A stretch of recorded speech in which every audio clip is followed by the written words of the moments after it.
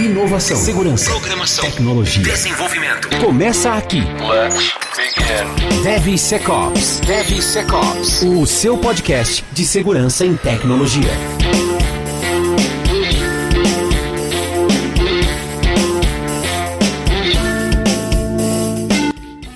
Fala pessoal, tudo bem com vocês? Sejam muito bem-vindos a mais um episódio do DevSecOps Podcast, episódio 26 da terceira temporada, que está indo ao ar hoje, dia 13 de julho de 2022. Eu sou o Cássio Pereira. Eu sou o Marcos Santos. Eu sou o Rodrigo Balbino. E episódio de hoje, vocês estão rindo, esses arrombados já estão rindo, porque pra quem tá vendo no YouTube, o Rodrigo tá pondo Snapchat na câmera agora, né, com uns filtros lá, enfim. Não vou nem comentar a zoeira, porque a zoeira ficou pesada. Mas enfim, episódio de hoje, gente, nós chegamos ao final da nossa série do SDL, então episódio 12, na verdade, a parte 12 sobre o SDL, onde a gente ia falar sobre Establish a Standard Incident Response Process, basicamente estabelecer, né, um padrão de resposta a incidentes, um processo, né, de resposta a incidentes padrão, olhando para o teu, né, o ciclo de desenvolvimento como um todo, né, fazendo um resumo aí, desde a parte de treinamento, requisitos, métricas, aí falamos de threat modeling, criptografia, teste de segurança, SAST, DAST, enfim. Beleza, aí você fez tudo isso, deu errado, aconteceu algum problema, aconteceu um incidente, como é que você resolve? Então, ter um plano de resposta a incidentes é fundamental até para o ciclo de desenvolvimento. Obviamente, você não está dentro do desenvolvimento, mas você está pós-deploy, né, pós-release. Então, você tem que saber tratar o que acontece. Para isso, trouxemos um grandíssimo amigo, assim como... Amigo só, porque especialista, né, não sei se chega a ser, né? Mas trouxemos um especialista aqui com a gente para falar sobre resposta a incidentes. Já gravou com a gente aqui na segunda temporada. Daqui a pouco a produção diga-se de passagem, eu puxo aqui na planilha qual foi o episódio, para você dar uma revisitada lá também. Mas trouxemos de novo para falar com a gente o Jefferson Souza, o Jefferson Macedo, como ele prefira. Enfim, se apresenta de novo aí pra galera, seja bem-vindo mais uma vez, a casa é sua. Show, galera, satisfação estar aqui com vocês novamente, né? Meu nome é Jefferson, ou Jeff, como prefiram chamar, Jefferson Macedo. Estou na área de resposta a incidentes, área louca, desde pelo menos 2016, trabalhando aí não só com resposta a incidente, mas também atuando bem próximo aí na computação forense também. Tenho vivido alguns anos de pesadelo aí nos últimos anos com alguns dos maiores e mais críticos incidentes envolvendo ransomware. Atualmente, ou mais recentemente, né, eu tive passagem por algumas grandes equipes de resposta a incidentes, times globais, times regionais, e atualmente estou numa jornada solo, rumo à concretização aí de um sonho, um projeto próprio, fundar a minha consultoria. Então, acompanhe aí nas redes sociais que em breve a gente vai fazer barulho aí, falar um pouquinho desse projeto também focado em resposta a incidentes, serviços de segurança. Vai ser show. Boa, Jeff, seja bem-vindo mais uma vez, obrigado pelo tempo aí, a gente sabe que a agenda é sempre complicado, e como você falou, né, ainda mais no mundo dos incidentes, que, cara, na área de segurança todo dia tem um incidente, ou pelo menos um tá acontecendo, ainda mais que você falou de global, né, cara, alguém lá na China tá preparando um ataque, alguém na Rússia, enfim, acontece muito. Ótimo momento pra estar nessa área, né? Cara, tinha o chefe que falava isso, segurança é emprego infinito. Você tem o estresse, tem tudo isso também, mas na verdade é que sempre vai ter alguma coisa pra fazer, né? Mas enfim, né, dando uma introdução aqui no episódio, né, a gente tá falando exatamente disso, né? Estabelecer um processo padrão de resposta a incidentes, né? Legal, a gente falou todo aqui sobre as etapas de desenvolvimento seguro, como é que a gente aplica tudo isso, por que a gente tem que fazer tudo isso. Mas legal, quando acontecer algum problema, você vai precisar criar um plano de resposta a incidentes. Marcos, o senhor que tá de frente, ali, né, você que é o frente com os clientes, você ouve algum deles falar, não, vamos botar aqui o SAST porque eu preciso integrar com o meu time de resposta a incidentes, ou vamos fazer aqui um trabalho de threat modeling, porque as modelagens de ameaça vão alimentar o meu time de resposta a incidentes, por exemplo, caso tenha algum problema, já conhece a arquitetura da aplicação, coisas do tipo. Você ouve isso, não ouve isso, enfim, fala um pouquinho. Cara, nesses anos assim do Servital, nunca ouvi essa frase na minha vida. Todos esses anos aí trabalhando com os clientes e, cara, nunca, nenhum deles falou, não, vou utilizar essa base que o SAST, o DAST, o SA vai me dar para alimentar meu time de resposta a incidentes. Pelo contrário, o pessoal acho que ainda pensa em como divisões, né? Não, resposta a incidente é mais o time de infra, então o time de aplicação não vai incorporar ali, não vai fornecer informações. Então acho que ainda tem muito essa divisão, acho que ainda é um tabu interno das empresas, e eu não vejo o pessoal usando, assim, todas essas soluções que já são caras para incrementar ainda uma área que, quando for dar merda, é ela que vai resolver, e ela precisa ter essas informações ali de bate pronto, né? Acho que ainda tem um déficit aí das empresas para poder incorporar isso. Boa. Aí eu queria levar o debate pro Jefferson, né, queria Jefferson? só abrir uma coisinha antes. Fala aí. Fala um recadinho aí, cara. Pode Um abrir. recadinho aí da... Pô, cara, esqueci. Oferecimento, tudo. Verdade. Oportunidade, por favor. Boa, muito bem lembrado, né? Sempre destacar que o DevSecOps Podcast tem o apoio da Checkmax da Nova 8, que são especializados em segurança de sistemas e código seguro. O link da Nova 8 é o distribuidor da Checkmax no Brasil. Está abaixo na descrição do episódio, no site, em tudo que é lugar você acha o link aí pra clicar. Boa, agora o recado tá dado. Boa. Obrigado por ter lembrado também. Jeff, a etapa 12 aqui do SDL fala exatamente sobre isso, né? Estabelecer um plano de resposta a incidentes. Primeira pergunta, quem faz isso? Né? Pensa numa empresa hoje que não colocou segurança, está começando nos processos, preciso criar um plano de resposta a incidentes. Quem vai fazer isso? Quem é a pessoa que vai puxar essa frente? E segundo, quais são os pré-requisitos para que eu estabeleça um plano de resposta a incidentes, um processo de resposta a incidentes? O que eu preciso ter? Né? Conta um pouquinho pra gente aí. Legal. Alguns pontos de entendimento até antes de definir quem faz e como faz, né? Tem uma grande diferença que a gente precisa definir antes entre P-Search e C-Search, né? P-Search, Product Security Incident Response Team. C-Search, Computer Security Incident Response Team. Ou seja, isso vai impactar diretamente no meu objetivo. O que eu quero atender dentro da minha organização? Eu quero criar um C-Search para atender as respostas a incidentes do dia a dia, né? Tudo que acontece de forma global na minha infraestrutura, ou eu quero atender algo relacionado a um produto de tecnologia, né? Ao aplicativo que eu estou divulgando para o mercado, que eu estou publicando para o mercado. Então, a gente precisa primeiro começar a definir quais são os nossos objetivos como time de resposta a incidente. Defender o meu produto de incidentes ou defender a minha organização como um todo. Perfeito, tive essa definição. Quem que assume esse papel por construir o plano de resposta a incidentes? É o time de resposta a incidentes, mas com muita contribuição da organização. Por quê? Não adianta a gente entregar aqui a bandeira para o time de resposta a incidentes e acreditar que eles têm responsabilidade por tudo e o conhecimento por tudo. É importante a contribuição dos times de desenvolvimento de software, dos times de infraestrutura, né? Todos precisam participar do estabelecimento, não só do plano de resposta a incidente, mas do dia a dia do time de resposta a incidente, tá? Boa, eu tava no mudo aqui. Boa, então assim, acho que no nosso caso aqui a gente tá falando um pouquinho mais do P-Search, seria um cara de produto, olhando pro SDL, né? Software Development Lifecycle, então eu tenho vários softwares que eu desenvolvo, vários produtos, e aí, né, vários softwares, porque vários softwares vão compor um produto único. Então eu preciso de um P-Search, como você falou, porque o meu objetivo é proteger este aplicativo, o meu objetivo é proteger o e-commerce, o meu objetivo é proteger aquele produto, olhando para o produto digital. E aí eu estabeleci então esse objetivo legal. E aí eu vou ter essa área, como você colocou, imaginei que é um time, né, uma galera especializada para isso, para resposta a incidentes, para olhar para esse produto como um todo. Legal. Aí entra a minha pergunta pro Rodrigo. Rodrigo, você acha que daria para encaixar, pegando a nossa base de desenvolvimento, né, de times, encaixar o próprio time de desenvolvimento para alimentar ou para conhecer ou para fazer essa interação com essa galera? Porque eu imagino assim, o cara vai responder incidentes, e eu já vivenciei um pouco do resposta a incidentes. O cara, para responder o primeiro incidente, ele tinha que fazer um forense interno, né? Onde tá a aplicação, onde tá o log, quem é o dono da aplicação. Assim, era um dia para descobrir sobre a aplicação. E não deveria.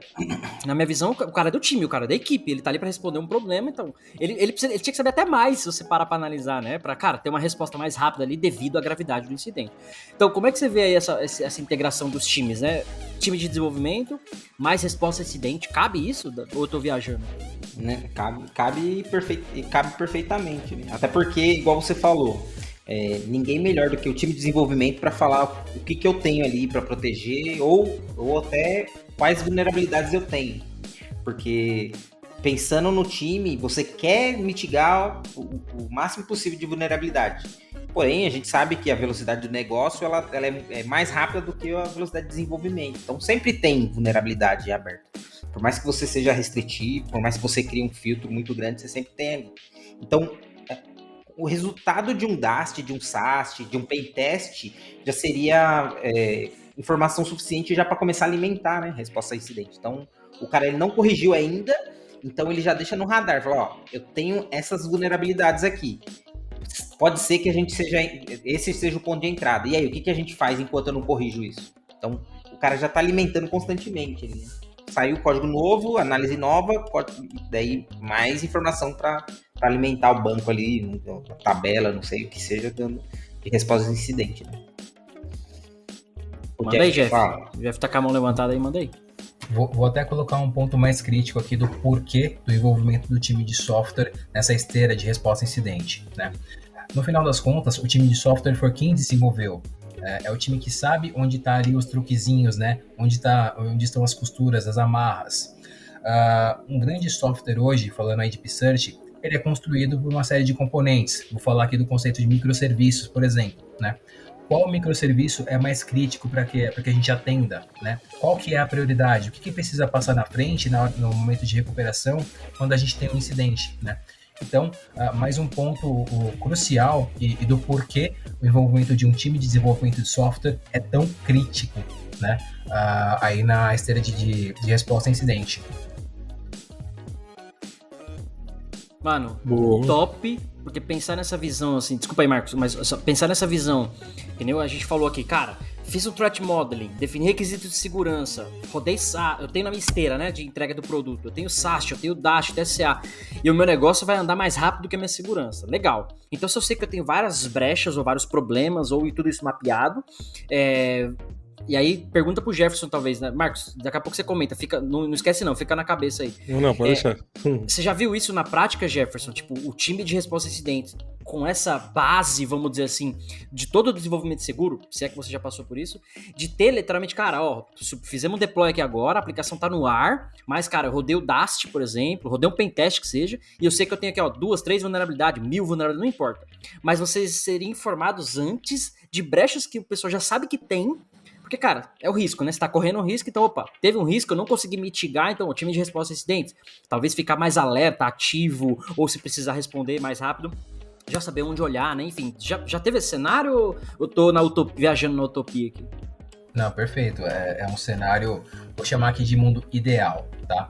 A gente sabe que isso só acontece lá na Suíça, né? Lá nos países...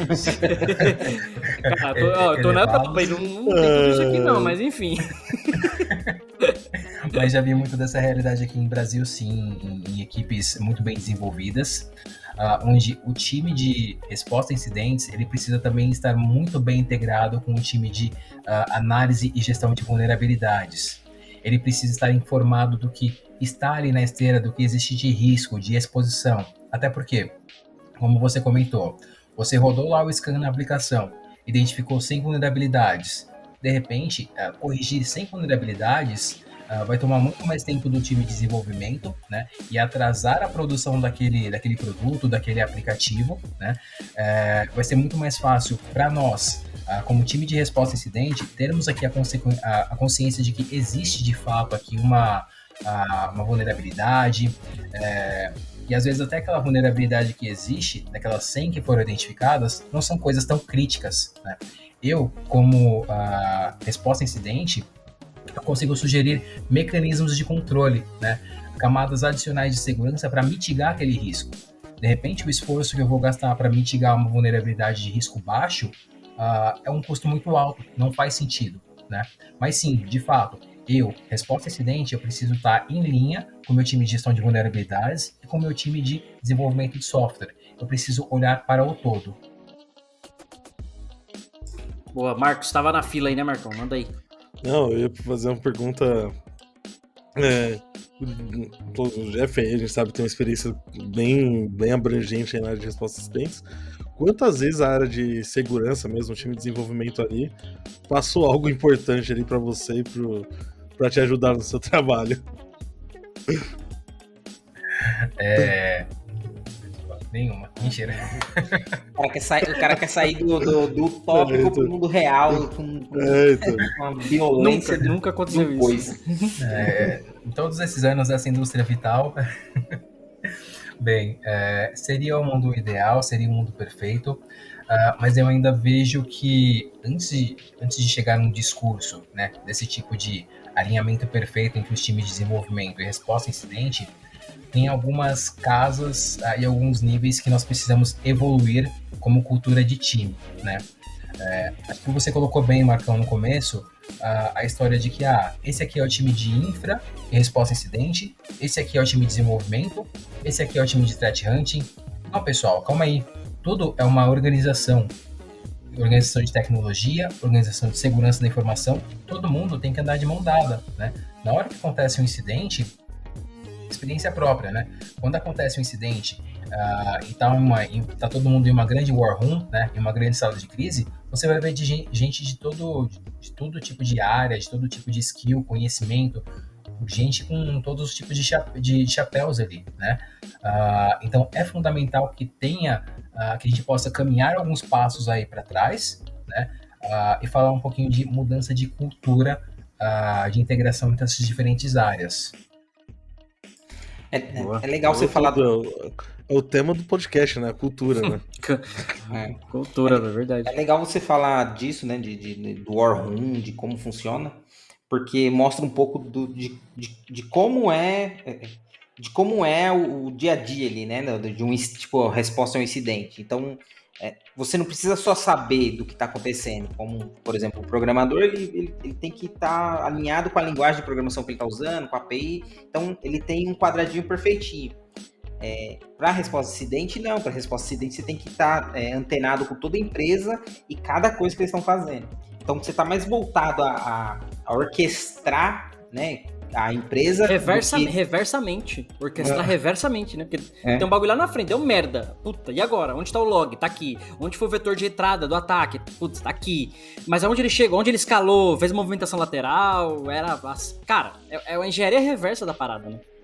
A verdade é isso. Engenharia reversa de alto nível, né? Porque você não sabe como iniciou e você não sabe como começou. Você tá ali no meio, né? É quase uma conversa, tipo, cara, o que aconteceu e o que você pode ter feito de errado ou o que rolou de errado. Cara, deve ser uma maluquice trabalhar nisso daí, né? Não, eu tenho uma pergunta pro Jeff aí. O Rodrigo já falou, depois eu pergunto aí a mim. Não, manda aí. Não, eu queria saber como que foi trabalhar no meio daquele desespero do Log4j, porque aquilo ali veio muito lá do desenvolvimento, né?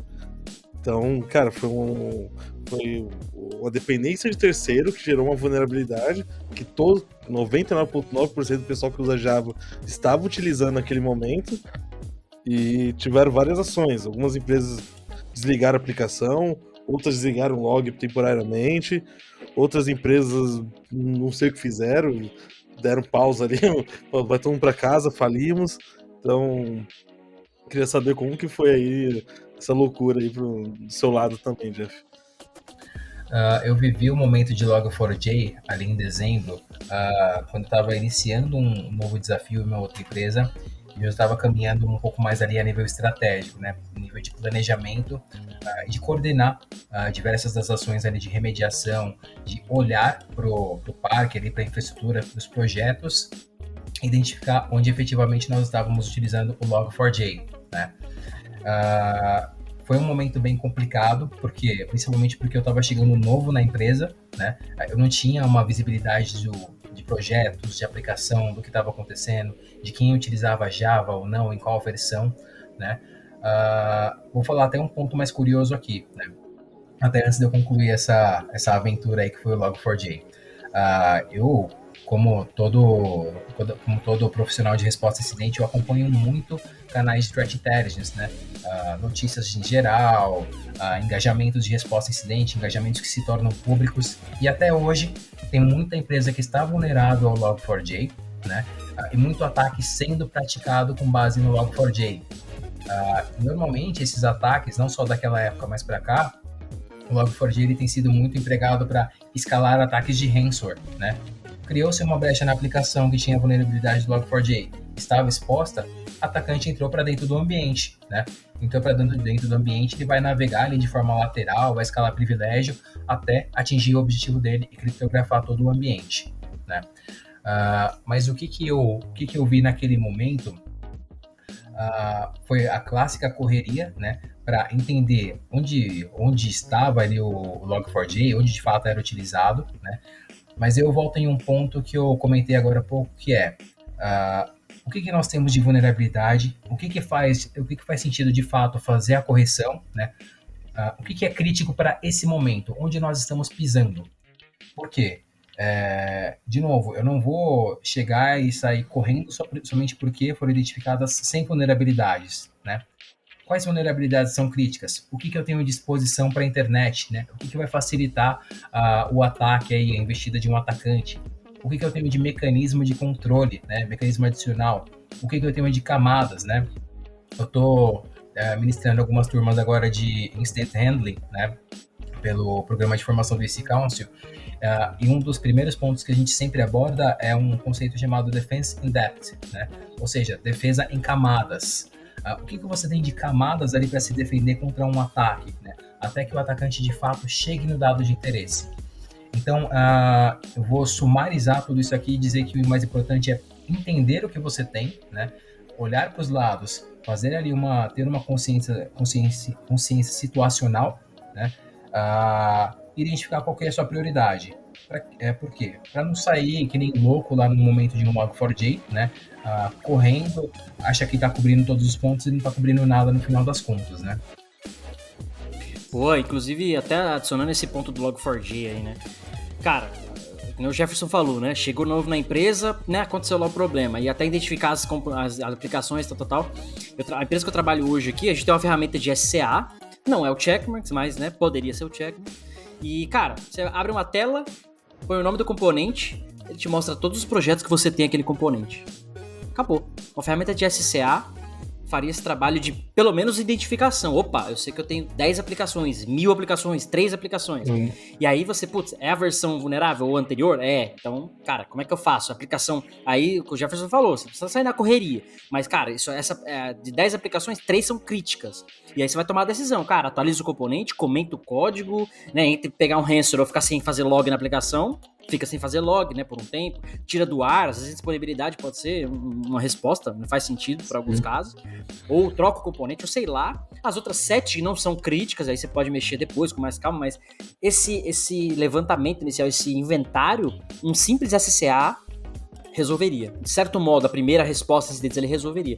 E a gente já falou de SCA, por exemplo, lá atrás, né, durante a série aqui, por isso que você vê que é importante. O Jefferson falou também no conceito legal de Defense in Path, no Security em profundidade, né, em camadas. É exatamente isso, cara. Às vezes o atacante ele vai tentar passar por várias camadas. Quanto mais você tiver, melhor pra você fazer ele desistir. Se ele tá muito interessado, ele vai conseguir. Então, cada camada de segurança que você tenha é também uma forma de resposta a incidentes caso algo aconteça. Porque é mais log, é mais informação, é mais barreira que teve que ser passada, consequentemente mais rastro para você identificar o ataque, até resolver o ataque, se for o caso, né? E o Jefferson destacou muito bem esse ponto. Né? Hoje a gente tem muita ferramenta para coletar, auxiliar, organizar. Você tem... Não é por falta de informação, né? Então, inclusive open source. Então, você consegue traquear. E daí, eu já até emendo a pergunta aqui que eu ia fazer, que é, qual que é a dificuldade que você encontra na área? Né? Porque, tendo em vista que a gente tem muita ferramenta, a gente consegue entender, consegue mapear isso. Né? Qual que é o verdadeiro desafio da área? Acho que conhecimento pela troca atual, pelo momento de mercado que nós estamos, né? Isso não é só a nível de Brasil, é o mundo, né? Fala-se tanto desse gap na área de cibersegurança, e o que também impacta muito na área de resposta a incidente, né? Porque a pessoa de resposta a incidente precisa ter conhecimento do ambiente, né? Ter conhecimento do ambiente requer um bom tempo, 1 ano, 2 anos, né? O mercado ele está muito agressivo. A gente vê pessoas aí migrando de empresa para empresa a cada 6 meses, 1 ano. E aqui, né, o ponto não estou criticando essas pessoas, até porque eu também já fiz muita migração nesse sentido, né? Mas o ponto precisa aqui criar uma especialização, né, motivos para que as pessoas permaneçam nas organizações, né? Criar frentes de especialização para essas pessoas, para que tenha ali o chapéuzinho de Incident Responder com pleno conhecimento do ambiente, né? Acho que são ações desse tipo que vão começar aqui nos ajudar a curar o gap de cibersegurança, né? A curar esse gap de especialidade, né? E, consequentemente, ajudar em todo o processo de resposta a incidente como um todo. Né? É a mosca branca? É uma mosca branca? Os olhos azuis. Complicado, cara. Profissional, a gente sabe quando a gente tá sofrendo aqui. Imagina a resposta incidente. DevSecOps. DevSecOps. Boa, meti a vinheta em cima do Marcos. Desculpa, Marcos. Não é nada, tô acostumado. Você fez a pausinha, eu achei que você ia parar. Mas, mano, esse tema é um tema muito legal, porque é o que a gente falou, né? O cara aplicou tudo de segurança, legal, mas a segurança também é prevenção e reação, no caso de resposta a incidente. Então, não é só fazer todas as camadas de segurança que a gente aplicou aqui durante o SDL, né, durante os outros 11 episódios que a gente abordou, mas também estar preparado pro pior. Cara, deu merda, fui atacado, o que eu faço? Que é o que eu falo, né? Chama os time de segurança os Vingadores. Ninguém quer fazer segurança durante o desenvolvimento. Aí quando dá merda, puta, chama os Vingadores lá que invadiram a Terra aqui. É isso. E aí o Vingador tem que puxar o log, fazer a forense interna, né? Onde tá a aplicação e tal. E, cara, até uma dica aí pro pessoal que ouve a gente, né? Eu adotei uma prática simples ao longo dos projetos que eu tenho trabalhado com Application Security, que é, lá no seu repositório, no seu README, por exemplo, cria um security.md, ou mesmo no seu README, no seu repositório, e coloque lá algumas informações referentes à segurança. Por exemplo, um diagrama do Threat Model, um DFD da aplicação. Cara, isso por si só já ajuda o cara que tá respondendo incidente a olhar, opa, o componente A chama o componente B, que vai pro servidor X, que vai pro servidor Y, tá na nuvem, e tá no tal rede, tá no... Cara, isso economiza, assim, um dia de trabalho, de buscar log, de onde fuçar, de com quem falar. Então, um diagrama simples, se tiver um diagrama de modelagem de ameaça, cara, lindo, maravilhoso. E aí, porque você já sabe o que tem de ameaça mapeada, o que foi mitigado, o que não foi mitigado. Se você tiver links de logs, né, onde a aplicação joga log informativo, log de erro, log de debug, log de segurança, log de auditoria, né, ajuda muito. Eu costumo recomendar que coloque aquelas badzinhas, né, de passou na build, não passou na build e tal. Cara, coloca uma badzinha do seu SAST, do seu DAST, passou no teste, tem vulnerabilidade ou não tem, como é que tá o resultado do scan. Porque quando o cara, às vezes, ele vai responder um incidente ou tem algum problema, ou o time de desenvolvimento mesmo, qualquer um, você bate o olho nesse único ponto e você tem uma série de informações ali simples, que qualquer desenvolvedor, qualquer um envolvido no projeto tem que saber e sabe, que você assim, poupa muito tempo de um problema que vai acontecer lá na frente, e um problema que pode ser grave, como o Jefferson falou. O cara tá usando ataque de Log4j para escalar, para fazer ransomware. Pode ser crucial nesse tempo aí que você... pode ser crucial para a saúde da empresa ali. Exato. E é legal, ó, isso que você tá falando, porque é o seguinte, quando a gente fala... Sempre quando a gente fala de segurança, dá a entender que é uma área específica, é um problema de segurança. Ah, é um problema de invadir, é um problema de segurança. Puta, o pessoal de resposta a incidente tá tendo trabalho, é um problema deles.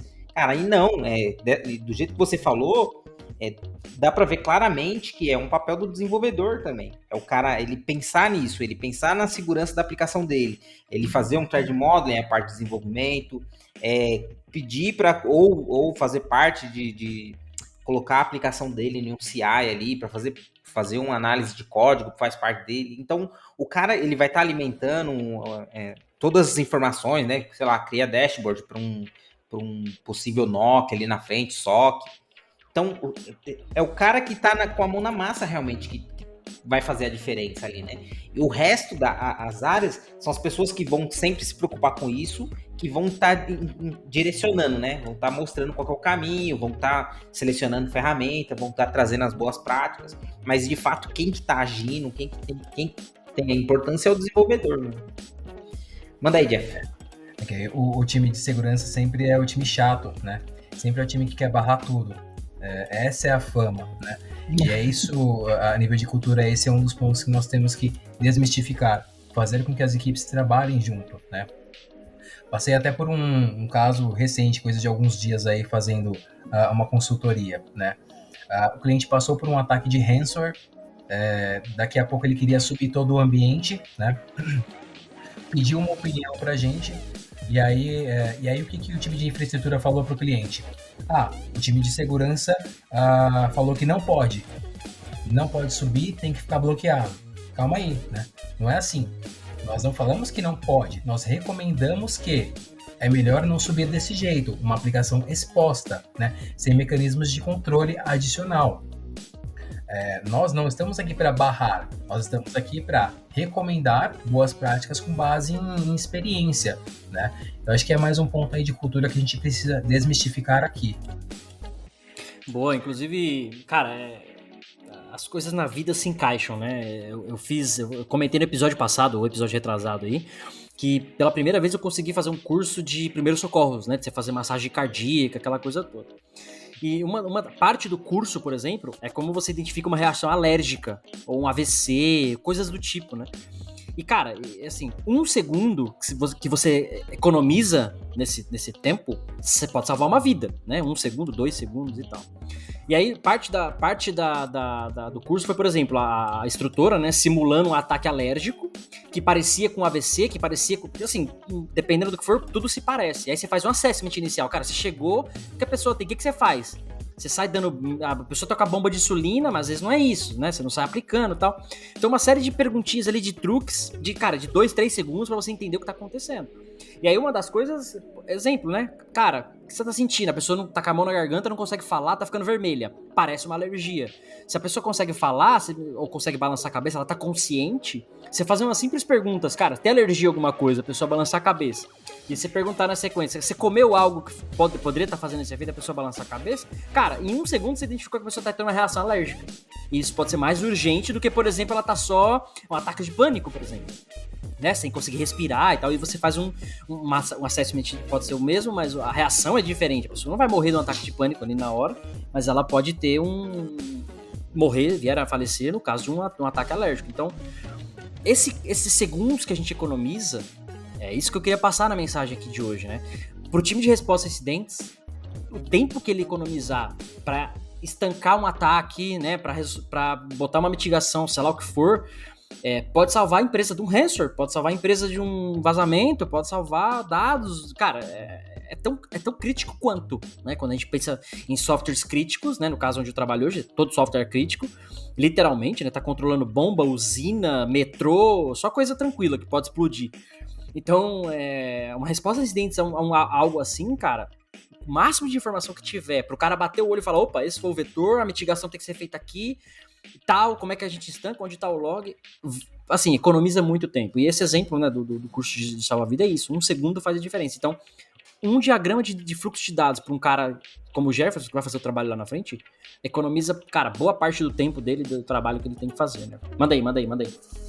E esse, bom que você falou desse exemplo de assessment inicial, aí de curso de primeiros socorros, porque ele, de fato, condiz muito com a nossa realidade no time de resposta a incidentes.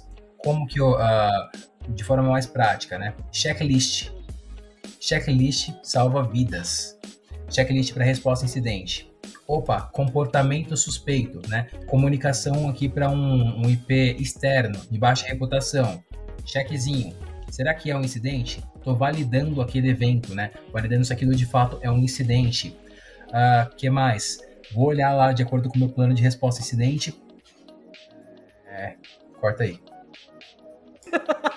Caralho, eu perdi o raciocínio. E ele tá bugando todo ali também. Não, antes de voltar nisso, eu queria fazer uma pergunta. Você puxou um ponto que eu queria fazer uma pergunta sobre isso. Você falou, eu volto lá no meu plano. O que eu tenho que ter nesse plano de resposta a incidentes? Cara, inicial, qual seria um negócio inicial que eu preciso ter? Primeira pergunta para a organização é: quais são os objetivos que nós queremos atingir como time de resposta a incidente, né? Missão, visão, objetivos de médio e longo prazo. Tudo isso é muito importante para definir um plano de resposta a incidentes, tá? Legal. Quando a gente fala aqui de definir um plano de resposta a incidente, eu vou até antes, né? A gente precisa considerar primeiro, né? Quais são os objetivos da organização em responder a um incidente? Qual que é a missão da organização, né? E também do time de resposta a incidente? E qual que é a visão? A visão de longo e de médio prazo, né? O que esse time quer atingir em prol da organização? Beleza, definir esses pontos, né? Aí sim, eu posso me preocupar e começar a escrever o plano de resposta a incidente. O que eu preciso considerar no plano de incidente? Primeiro, o que é um incidente para a organização, né? Será que um simples evento, um simples alerta lá no CIEM uma tentativa de roubo de credencial, será que aquilo é um incidente para a organização? Precisamos classificar isso, né? Beleza, entendi o que de fato é um incidente para a organização, né? Um evento. O que mais que eu preciso considerar? Quais são as prioridades, né? A priorização aí de um incidente, classificação, né? O que eu trato primeiro, como que eu trato, o que tem maior potencial de dano para a minha organização, né? Então tudo isso vai ali logo no comecinho ali do plano de resposta a incidente, né? Vou chamar aqui de introdução, né? Preciso considerar também severidade, né, dos diferentes tickets, das diferentes demandas, né? Vou trabalhar aqui com uma prioridade de nível 4, 3, 2, 1, né? Sendo que o 4 é uma prioridade mais baixa e a prioridade número 1, né, o nível de severidade 1, é o mais crítico. Opa, pessoal, aconteceu aqui uma severidade 1 no nosso ambiente. Quem que vai vir para a sala de guerra, né, e por qual motivo? Preciso do time aqui de desenvolvimento, preciso do time de infraestrutura, ou não preciso de nenhum desses dois, só eu como resposta a incidente sei aqui o caminho das pedras e e consigo dar conta do recado, né? Outros pontos, tem ponto a rodo aqui, né, para a gente considerar no plano de resposta a incidente, mas a organização do seu C-Search, né? Como que é a estrutura do seu C-Search? Quantas pessoas você precisa? Você precisa de pessoas fixas, né? Ou você consegue trabalhar com um time que rotaciona, né? Um time de resposta a incidente, pegando pessoas emprestadas dos outros squads, né? Consigo trabalhar dessa forma ou não? Preciso de pessoas dedicadas. Meu time de resposta a incidente precisa ser contratado pela própria empresa, né? Ou pode ser um time terceirizado, ou tem que ser aqui um misto, né? Então, só para fazer uma introdução aqui, uma série de pontos que a gente precisa considerar e documentar para o plano de resposta a incidente. Vai lá, Cássio. Boa, o SOC, ele acaba sendo um departamento separado na prática, mas ele é uma ferramenta de resposta a incidentes, independente. Vocês usam o SOC? Como é isso? Cara, pergunta fantástica. É a briga que eu sempre tenho com muito cliente, né? Eu entendo aqui a realidade de muitas das empresas, dizendo que não dá para contratar pessoas dedicadas para cada uma das posições, né? Para SOC e para resposta a incidente. Mas em um mundo perfeito, time de SOC e time de resposta a incidente são times diferentes. As posições, as pessoas não podem fazer a mesma função aí nas duas casinhas. Por quê? SOC, Security Operations Center, né? É o time que monitora a operação de segurança, monitora o que está acontecendo, né? C-Search, time de resposta a incidente, é o que responde à anomalia que foi detectada pelo SOC, tá? Ou seja, se eu coloco a mesma pessoa para fazer monitoramento e para responder, eu crio um gap, eu crio uma vulnerabilidade, eu crio uma brecha que pode ser explorada pelo meu atacante, né? Eu, analista de SOC, detectei aqui no meu CIEM um roubo de credencial. Vou partir para ação, vou responder o incidente, né? Tô lá no meu AD, zerando senha, tô tomando as devidas precauções. Quem que ficou olhando para a tela do CIEM, né? Quem que ficou fazendo monitoramento? Aí você cria uma brecha, né? Ou seja, se você é o proativo, né, e quer fazer tudo, no final das contas você não vai fazer nada, vai criar uma fraqueza para a organização, né? Como dizia uma professora nossa da pós, né? A A do cada um no seu quadrado, né? Maravilhosa referência. Rúbia Ferrão, que gravou com a gente aqui. Gravou com a gente. Podcast. É sensacional. Aí, ó. Show. Ela que dizia essa célebre frase, né? Isso também se aplica aqui para a nossa divisão de SOC e de C-Search. Ou seja, por mais que eu seja proativo como pessoa, como empregado, eu também tenho que saber quais são os meus limites, né? Eu tenho que largar o osso, eu tenho que saber o momento de falar, eu vou até aqui, né, de acordo com o meu procedimento, de acordo com a minha política, e o resto é com o time de resposta a incidente, né? Mesma coisa o time de resposta a incidente, né? Cara, você não tem que olhar para monitoramento, você tem que receber o input do SOC e tratar aquilo, né? Boa. O monitoramento é uma ferramenta, né? Ele é um cara que ele vai auxiliar ali.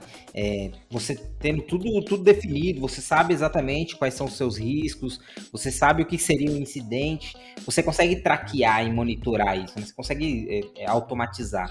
E daí você não precisa, como profissional de resposta a incidente, você não precisa se preocupar diretamente com isso, né? Até porque você tem ferramentas e uma outra equipe se preocupando com isso. Pra ficar mais claro pra galera, acho que o SOC seria o painel do carro. E aí o resposta a incidente é o mecânico, é o eletricista, né? São os especializados ali. O painel tá só te informando, cara, tem um problema aqui. Você pode até fazer uma primeira resposta. Apitou a luz aqui da gasolina. Opa, então eu mesmo paro, ponho o combustível. Pô, apitou a luz da injeção eletrônica. Cara, leva lá pro especialista, para o carro, pode ser um negócio mais sério, né? Show. Eu queria aproveitar e fazer uma pergunta pro Jeff. Porque assim, a gente sabe que a gente tem muita gente aí querendo entrar na área de segurança, até porque o mercado está em crescimento e tudo mais. Só que o pessoal não se atenta aos conhecimentos que ele precisa ter para poder fazer uma boa atuação na área. Seja de security, seja resposta a incidente, seja como SOC, seja como desenvolvedor. Queria saber o que a pessoa tem que ter de conhecimento mínimo para começar a entrar na área. Não é nem para ser um cara pica, só para o cara começar a entender ali, não entrar de mãos vazias e fazer uma cagada maior, abrir alguma brecha maior ali dentro da área de respostas, né? Show, ótima pergunta também. Mas, Marcão, vamos deixar essa pergunta aqui para depois, só para eu concluir a estrutura do plano de resposta a incidente, só para a gente não deixar a pergunta quicando, tá? Então, nós comentávamos ali da organização do CSIRT, né?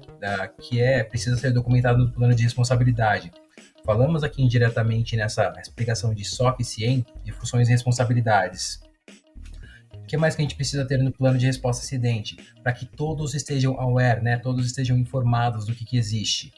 Notificação. Quem que eu notifico no momento de um incidente? Meu CEO? Meu CIO? Meu gerente? Meu diretor? É um desastre aqui. Tenho serviços críticos que servem uma nação, né, impactados. Preciso comunicar para a mídia também. Etapa de notificação precisa indicar para a gente quem notifica, quem comunica e como comunica, né?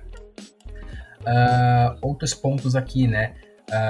Precisamos identificar o que a gente precisa ali de elementos, né, de processo, o que eu preciso de ferramenta para responder um incidente. Preciso só de ferramenta técnica, né? Preciso de uma ferramenta para fazer a aquisição forense, para fazer o processamento forense, né? Também precisa estar ali no nosso planinho de resposta a incidente.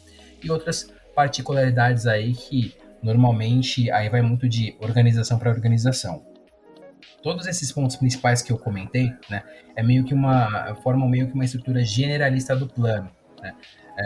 Mas no final das contas não tem muito bem uma receita de bolo. Cada organização sabe onde aperta mais, sabe onde tem a sua dor e sabe qual que é a capacidade do seu time e da sua equipe em atender, né? Não adianta eu pegar aqui o melhor livro de resposta a incidentes, né? Que tem a melhor estrutura de plano de resposta e replicar aquilo em uma organização que tem uma pessoa, né? Não vai fazer sentido, não vai fazer efeito, né? Então, no final das contas, o grande geralmente recado funciona aqui como frameworks, né? Exato. A gente tem alguns exemplos aí Isso, a gente tem os exemplos aí do NIST, né? Tem exemplo aí da ISO, se não me engano, aqui é a ISO 27035, né? Que fala do gerenciamento de plano de resposta a incidente, entre outros. Mas o grande recado aqui, no final das contas, não tem receita de bolo, né? Tem melhores práticas, tem recomendações, tem o caminho das pedras, mas a sua organização é que vai definir o que melhor atende. Top. Vocês estão falando, eu tô fazendo um primeiro socorros aqui, ó. Tá acontecendo no meu braço aqui agora há pouco. Só que já vê no YouTube, hein, galera? O detalhe, cara, esse ponto do resposta a incidente de uma maneira geral, eu acho que, e a gente tem abordado isso aqui no SDL como um todo, né? Tem o estado da arte e você tem o lightweight, né? Cara, tenha de alguma forma. Como o Jefferson falou, pegar o melhor livro lá, aplicar, você precisa de um time X, 6, 8 pessoas ali pra fazer uma parada e tal. E às vezes você não vai conseguir fazer isso. Mas, cara, tem um plano, como ele falou, tem um checklist das aplicações onde estão algumas coisas, você sabe disso. E como é que você responde quando acontecer algum problema? Por onde vem o problema? Quem você comunica, por exemplo. Tem um checklist básico ali. Porque você vai garantir que você tá, de uma certa maneira, preparado para responder alguma coisa, e não, como diz o ditado popular, né, ser pego de calça curta, né, a verdade é isso que acontece. Então, tenha um plano de resposta a incidentes, por mínimo que seja, por mais perfeito que seja, né, se você conseguir, ótimo, mas tenha um plano de resposta a incidente. Igual a gente falou aqui ao longo da série como um todo no SDL. Tem a SAST, tem a SCA, puta, não tenho dinheiro não tenho budget pra uma ferramenta Enterprise. Cara, Open Source, puta, não tem um departamento só pra AppSec. Cara, tem um desenvolvedor, tem um tech lead que faz isso? Você tem. Você já tem o cara que desenvolve. Cara, começa a educar essa galera pra fazer isso. Porque perfeito, né? Porque a gente tá falando aqui de segurança de uma maneira geral. Obviamente o perfeito é o melhor cenário, mas a gente nunca vai conseguir atingir isso. É muito complicado, depende de N fatores. Então assim, feito é melhor que perfeito, exatamente. Tenha o mínimo, vai evoluindo a maturidade, vai colocando aos poucos, para que você esteja o mínimo... Não, literalmente, quando você sofreu um incidente, um ataque, você ter riscos, né, impacto menos impactante, se é que dá pra falar dessa forma, na sua organização, na sua empresa como um todo. Posso passar aqui o segredinho do meu checklist? Show, manda aí. Segredinho do meu checklist aqui de verificação de incidente, né? Tava até resgatando aqui. Então, quando eu vou validar se o incidente de fato está acontecendo no ambiente, eu até uso os guias de melhores práticas aí do NIST, do próprio IC Council, né, do SANS, e divido em 3 grandes etapas. Etapa de detecção e análise, né? Quais perguntas eu preciso fazer para validar se aquele incidente de fato aconteceu? Segunda grande caixa, contenção, erradicação e recuperação. Quais perguntas e quais ações, né, eu preciso considerar para curar um incidente, né, para resolver aquela situação? E finalmente, né, que é uma grande etapa aí muito negligenciada pelas empresas, né, e aí eu tenho vivido isso na prática, são as atividades pós-incidente, né? Ou seja, a hora da verdade. O que aconteceu? Por que aconteceu, né? Isso eu acabei dizendo aqui que isso costuma ser muito negligenciado pelas empresas, porque às vezes o momento de discussão pós-incidente acaba virando muito a trocação de acusações, né? Foi aquela área, foi por isso, foi por aquilo. E não, gente, tá todo mundo no mesmo barco, né? Novamente, acho que pela terceira vez aqui a gente vai tocar no ponto de mudança de cultura, né? Cultura de integração entre os times. Então, só para falar um pouquinho aí desse checklist, como que eu organizo aqui a validação de um incidente. Se for até o caso, depois eu compartilho aí um link com o pessoal, um GitHub, só para vocês verem efetivamente do que eu estou falando. Boa! E inclusive esse ponto de post-mortem, né? Depois do incidente, depois que deu merda, para lições aprendidas. Cara, é uma parada que, se você parar para pensar, né? Lá do definição de requisito funcional do software, eu já falei sobre isso, né? Colocar segurança já lá. Threat modeling, por exemplo, e você sai de uma reunião dessa de post-mortem, o que aconteceu, onde estava o problema, onde foi a brecha, cara, você retroalimenta um threat modeling, um attack surface analysis, por exemplo, você retroalimenta tudo isso para criar de novo camadas de proteção com base já no incidente que aconteceu. Se for um incidente passado, né, o cara vai criar um threat modeling novo, você já pode criar com base nessa... Voltando, né, o pessoal te alimenta de informações para você saber as brechas, consequentemente o time de resposta a incidentes poderia ter, né, uma base de incidentes que possa ser compartilhada interna para que alimente threat modelings e definição de requisitos novos, assim como o post-mortem, né? Deveria servir para lições aprendidas. Então, cara, onde foi a brecha? Onde a gente errou? Putz, não fizemos análise desse ponto lá no SAST. Ou por quê? Tava fora do escopo, então vamos pôr no escopo. Puta, no threat model a gente não pegou esse componente que estava na aplicação, ele foi atualizado depois. Atualiza o threat model. Então, literalmente, desenvolvimento de software é uma arte cíclica, né, mano? Mas desde a ideia do software até um pós-merda, né? Um post-mortem, né? Você pode retroalimentar e isso virar, de fato, o seu software. Inclusive, para você que está na Europa, especificamente aqui na Polônia, eu vou palestrar na B-Sides aqui em setembro e a minha palestra vai ser um pouquinho sobre isso, vai mostrar um mindset de como que a gente pode ter literalmente tudo isso de segurança sem precisar ter tudo isso de segurança. A mágica, né, cara? Eu vou fazer uma mágica aqui, mas quem ver verá. Não recomendo. Quem ver verá. Não perca o seu tempo se você estiver na Polônia. Brincadeira, pessoal. Vai visitar outros lugares, mas não vejo o Cássio. Quem ver verá. Deixa eu aproveitar e colocar um outro tema polêmico, mas não menos relevante aqui. Aproveitar que a gente está falando de toda essa integração de software, resposta a incidente. Quero falar de outros pontos que são bem relevantes aqui na área de resposta a incidente. Orquestração, automação, né, e resposta a incidente em cloud, né? Afinal das contas, software a gente tem feito um grande esforço aí para levar eles para cloud, né? Seja AWS, seja Azure, Google, Oracle. Pontos principais aqui de automação e orquestração de resposta a incidente.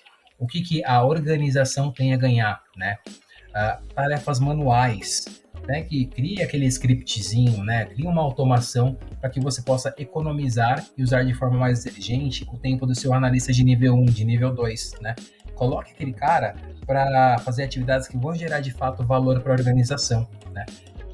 Use e abuse aqui da automação e orquestração de resposta a incidente. Em um outro ponto aí. Segurança.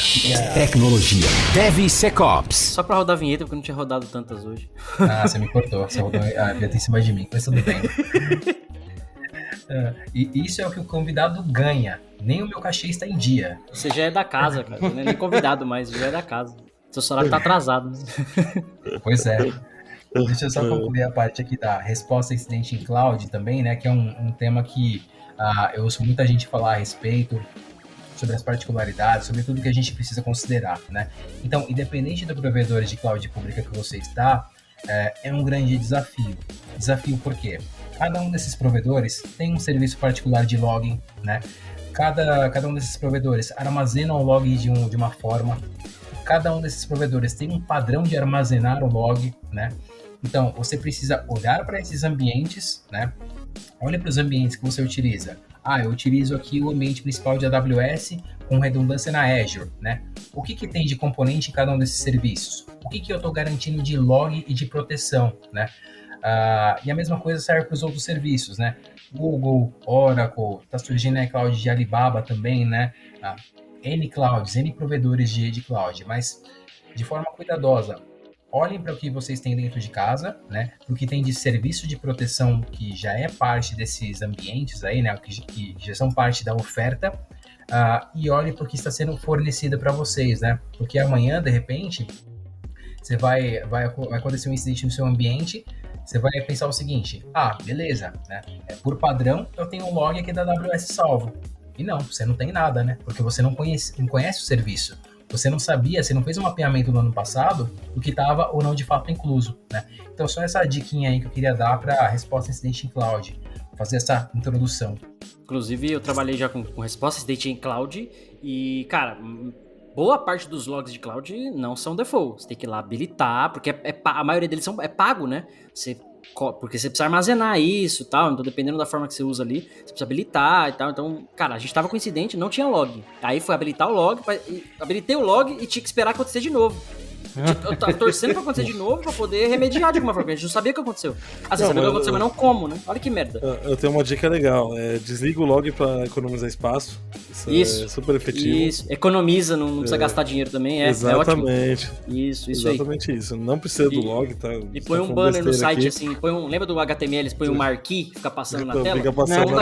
Põe um daquele assim, ó, please don't hack me, por favor, não me hackeie, né? Coloca um daquele também, isso. I can have log. Ô Jeff, você tá procurando vaga em podcast, não? Vai abrir uma vaga aqui, viu? Show, vou mandar meu currículo agora. Abrir uma vaga aqui, esses conselhos do Marco. Pessoal, papo muito bacana, muita coisa pra falar sobre resposta a acidentes. Já, né, não à toa, já fizemos um episódio sobre fraudes em software com o Jefferson, que foi o 17º episódio da segunda temporada. Mas, cara, é muita coisa pra falar. O que a gente tenta pra trazer hoje, pra fechar nossa série da SDL, era exatamente isso. Crie um plano de resposta a acidentes. Mais perfeito possível pro teu contexto, o mais simples possível pro teu contexto, mas tenha um plano de resposta a incidentes, tá? Tenha pessoas ali que você vai comunicar, tenha ferramentas, automação, enfim, o que você puder levantar, e aí conta com a gente para o suporte, para ajudar você de alguma forma. Entre em contato com o Jefferson, vai estar os links aí e tudo mais no vídeo lá no YouTube. Jefferson, só pra gente encerrar, você comentou que queria falar um pouquinho sobre um negócio aí que você tá pensando, um projeto novo. Acho que tinha uma última questão do Marcão aí, né, sobre o gap do mercado, se a gente conseguir explorar isso. Manda aí. Qual era a pergunta? Os conhecimentos mínimos. Quero trampar com você, como que eu faço? Quero trampar com você. O que eu preciso saber minimamente para conseguir trabalhar contigo? Você tem que estar disposto a não receber nada, porque eu não tenho dinheiro, tá? Mentira, vamos lá. O que eu sempre falo pro pessoal tenha base de computação. Tenha bases, e não necessariamente de segurança, mas bases em geral de computação, né? Conheça bem fundamentos de rede, conheça bem fundamentos de aplicação, né? Você não precisa ser um gênio de configuração de roteador Cisco, de firewall, Você não precisa ser um gênio do desenvolvimento. Tenha bases, né? A analogia que eu sempre faço aqui, né, ou melhor, o exemplo que eu sempre utilizo é: você como pentester, sem conhecimento de como funciona uma aplicação, você vai rodar a ferramenta e vai falar para o seu cliente o seguinte: ó, tem um buffer overflow aqui na sua aplicação. Seu cliente vai perguntar: tá, e qual que é a aplicação prática disso?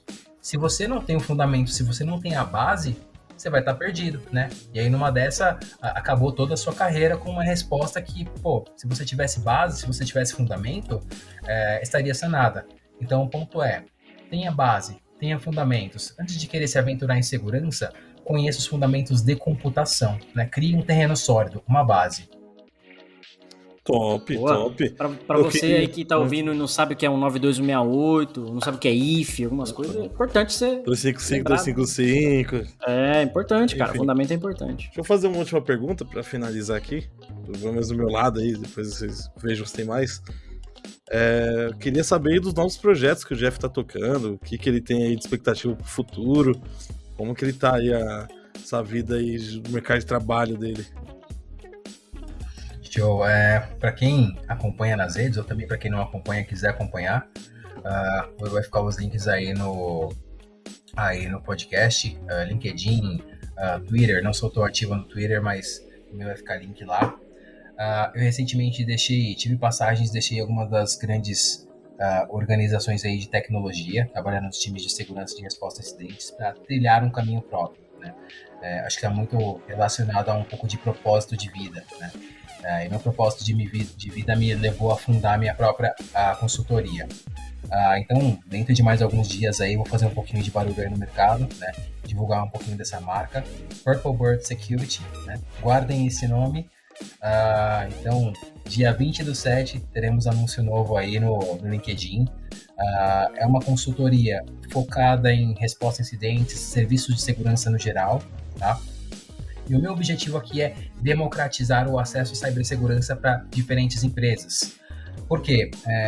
Eu, com todo esse tempo de consultorias, e até vocês podem contribuir e ter uma visão tão melhor quanto a minha, a segurança ela se tornou algo extremamente caro, né? Caro e restrito a depender do porte da sua empresa, né? Do porte da organização. E o que eu quero com a minha consultoria é desvendar isso, né?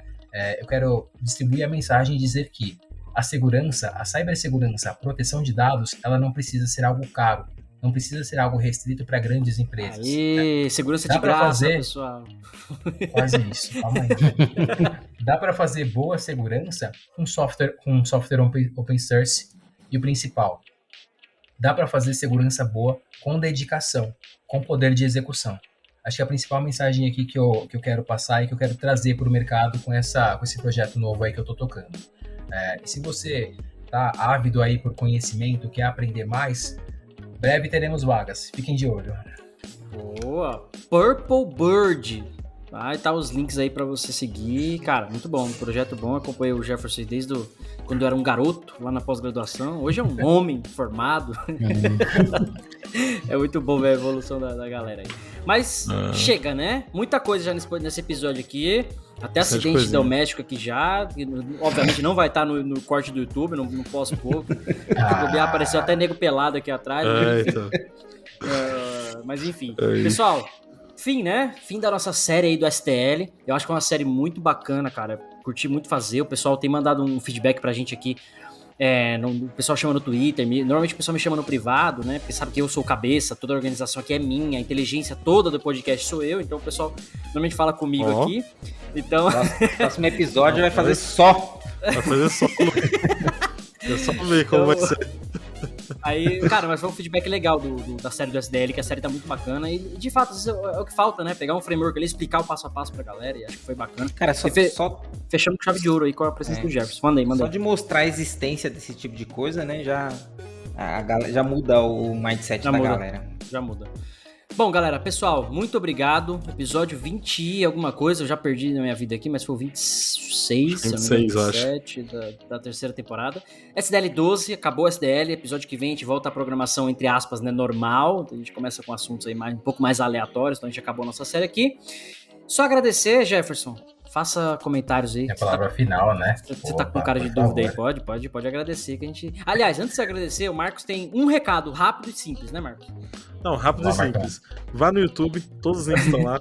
Tem link pro Instagram, pro Discord, pro Spotify, pra qualquer plataforma. Orkut também, quando abrir Flogão. Vlog.